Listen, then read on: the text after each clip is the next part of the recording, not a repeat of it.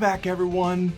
We are starting today in the minor prophets, and you will recall that we define the major prophets as major, not because they are more important than the minor prophets, but because they are longer, right? Isaiah is 66 chapters long. Jonah is 4 chapters long. And so the major prophets are major because they are longer, and the minor prophets are minor because they are shorter than the major prophets for the most part.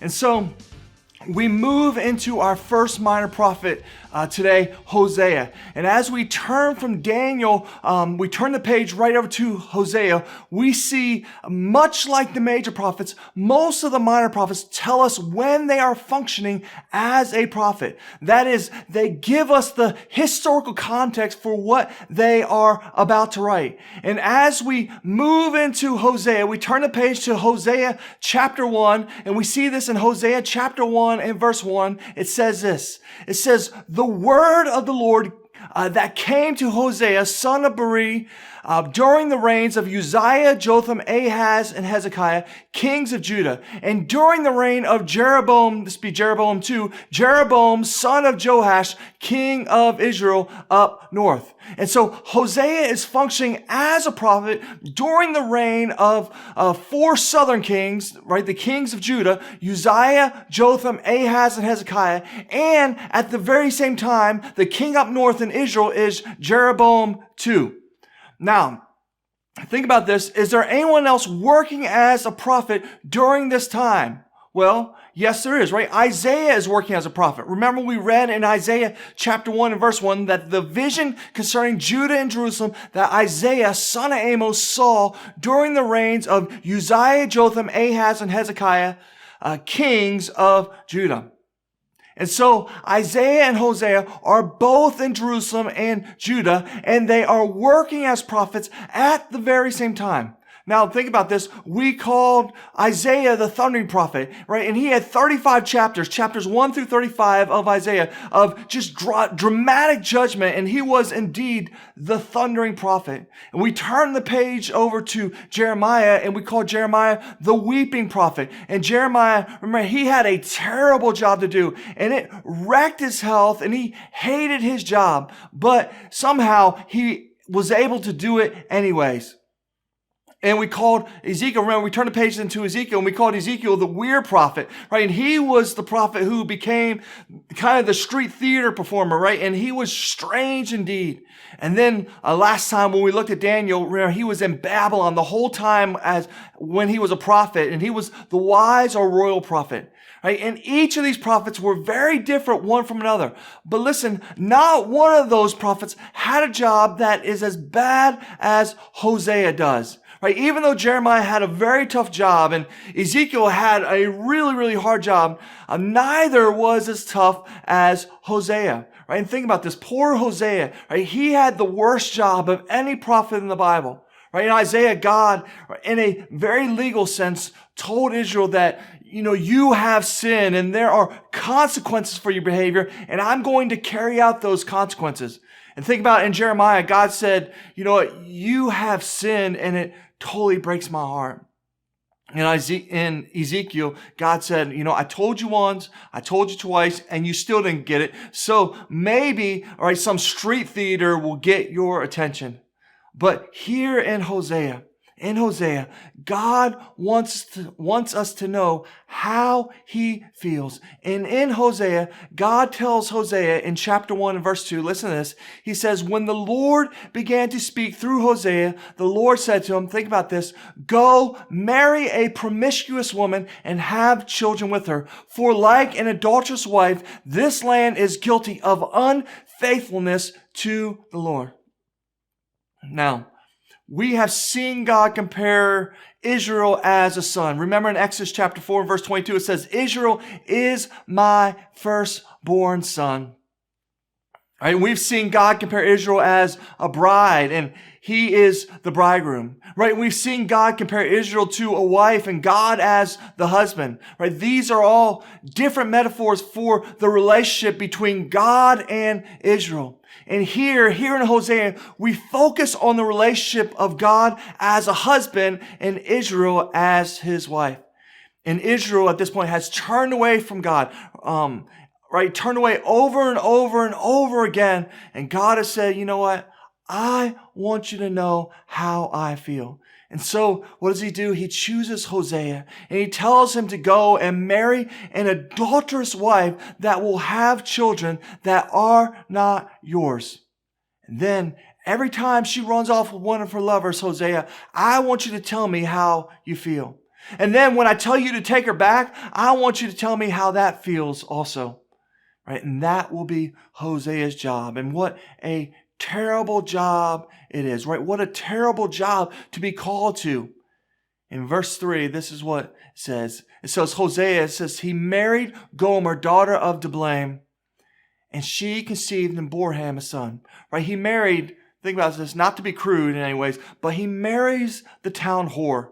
And they have a child. And then verse 4, it says this. It says, the Lord said to Hosea, call him Jezreel. Why? Because I will soon punish the house of Jehu for the massacre of Jezreel. And I will put an end to the kingdom of Israel.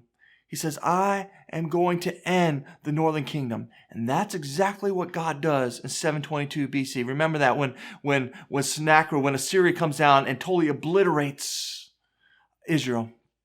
Now, verse 5, it says, in that day, I will break Israel's bow in the valley of Jezreel. And so, name him after this historical event that is going to take place in 722 BC. Then in verse 6, it says, Gomer conceived again and gave birth to a daughter. Notice this. Notice that it doesn't say by Hosea. And then the Lord said to Hosea, call her Lo Ruhamah, which means not love. Why? Because Hosea says, I have no connection to her. It says, for I will no longer show love to Israel up in the north, that I should at all forgive them. Yet I will show love for Judah, right, in the south, and I will save them, not by bow, sword, or battle, or by horses or horsemen, but I, the Lord their God, will save them. And remember, he does that in 701 BC when he wipes out, obliterates the Syrian army, 185,000. And so we now have two children, one by Hosea and one by, someone else. And then in verse 8, it says, after she had weaned Lo Ruhamah, her child would typically be weaned between 3 and 5 years old. And so after that, Gomer had another son. Again, not by Hosea. It says, then the Lord says, call him Lo Ami. Right? Lo Ami literally means not mine. God says, which means not my people. For you are not my people, and I am not your God. Yet the Israelites will be like the sand on the seashore, which cannot be measured or counted. In the place where it was said to them, you are not my people, they will be called children of the living God. Right? In other words, God will take them back again. It says verse 11, jump down with me to verse 11. It says, the people of Judah and the people of Israel will come together. Right? They will be reunited. They will appoint one leader and come up out of the land. For great will be the day of Jezreel. Chapter 2, verse 1 says this, say of your brothers, my people, and of your sisters, my love. That ends the beginning of Hosea. But then, think about this, as things go on, as time goes on, you have to imagine that anger begins to rage inside of Hosea, right? He has fallen in love with this girl, and they have married, and they have a child, and then she runs off twice and had children with other people, and Hosea is ever forgiving. He is ever loving, and he keeps taking her back. But you have to think about this. At some point, he's got to break out, and he does the right thing, right? And he does it right here in chapter 2 and verse 2, right? Hosea, with anger in his voice, he says this in verse 2. He says, rebuke your mother, rebuke her, for she is not my wife, and I am not her husband. Let her remove the adulterous look from her face and the unfaithfulness from between her breasts. Verse 3 says, otherwise I will strip her naked and make her as bare as the day she was born. And I will make her like a desert, turn her into a parched land, and slay her with thirst. Verse 4 says, I will not show my love to her children. Why? Because they are children of adultery. Man, this is tough stuff. Verse 5, their mother has been unfaithful and she has conceived them in disgrace. She said, I will go after my lovers who give me my food and give me my water and give me my wool and give me my linen and give me my oil and olive oil and my drink. Right? They are giving me all of these gifts. And she is smitten. She goes after them. Verse 6, therefore I will block her path with thorn bushes, and I will wall her in so that she cannot find her way. And she will chase after her lovers, but not catch them. And she will look for them, but not find them. Then she will say, oh, I was such a fool. I will go back to my husband as at first, for then I was better off than now. Verse 8, she has not acknowledged that I was the one who gave her the grain. She will not acknowledge that I'm the one who gave her the new wine and the new oil. She will not acknowledge that I'm the one who lavished on her the silver and gold which they use for Baal. Right? She doesn't acknowledge that I'm the one who pays for her new car, and I'm the one who pays for her spa membership, and I'm the one who bought her the new house, and I'm the one who gave her that unlimited charge card.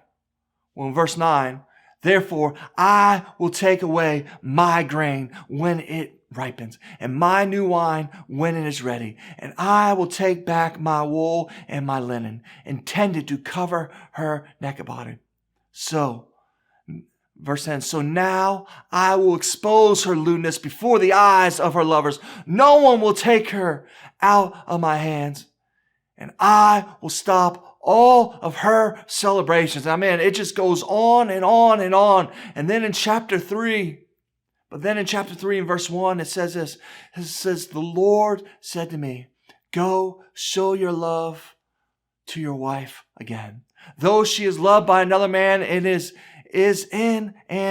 she is an adulteress, take her back. Love her as Lord loves Israelites, though they turn to other gods and love the sacred raisin cakes. Right? God says, you are angry with her. I know, I get it. Right? I am angry with Israel too. But just as I take Israel back, you are to take her back. So in verse 2, so I bought her for 15 shekels of silver and about a homer and a lathek of barley. Right? I went to her and I paid her like a client would.